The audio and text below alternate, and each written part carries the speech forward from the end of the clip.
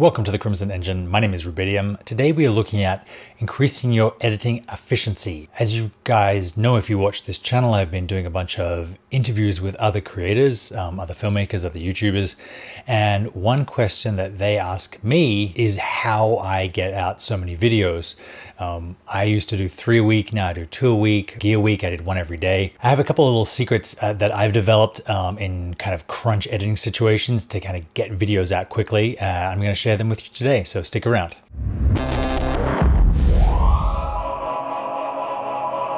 So I've talked a little bit about my post-production workflow previously. I shoot on the C200 in RAW, I put the card into the reader, open the file in Resolve, and output a graded 1080p ProRes file in 422. I import that into Premiere.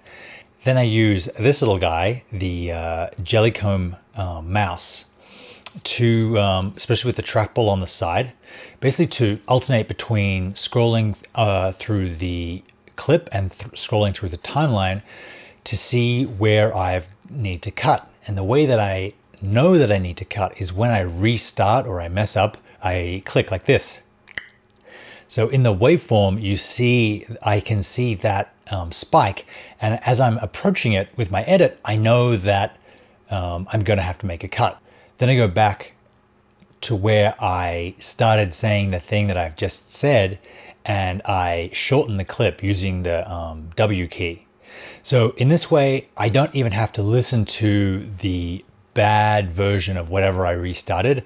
I just can see that on the waveform that the error is coming up, and I can go back in time and start it. I really like these mice. They're very reasonably priced. They come in black, they come in white. Jellycomb was kind enough to send this one to me. And I like it better than the Magic Mouse, the Apple Magic Mouse, for the reason that the scroll ball is on the side, not on the top. So you don't have that fatigue of kind of using your middle finger in this weird kind of curly way, and your hand sits much more nicely balanced on the mouse.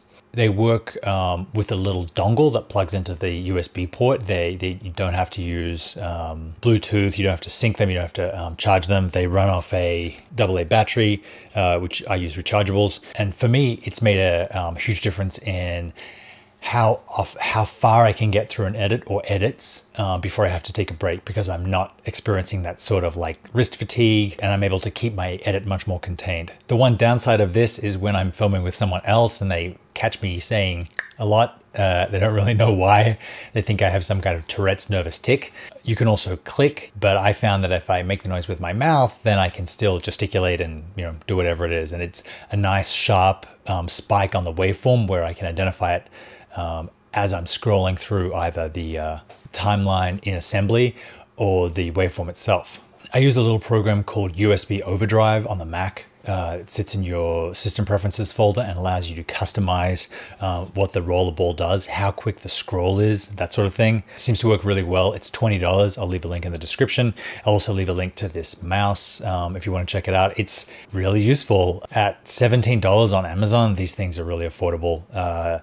And if you're still using the touchpad of your laptop to edit, cool investment to have to probably speed up your Premiere workflow and get a lot more done in less time. That's my look at speeding up your Premiere workflow. Thanks very much for watching. Leave your questions in the comments. I will see you next time.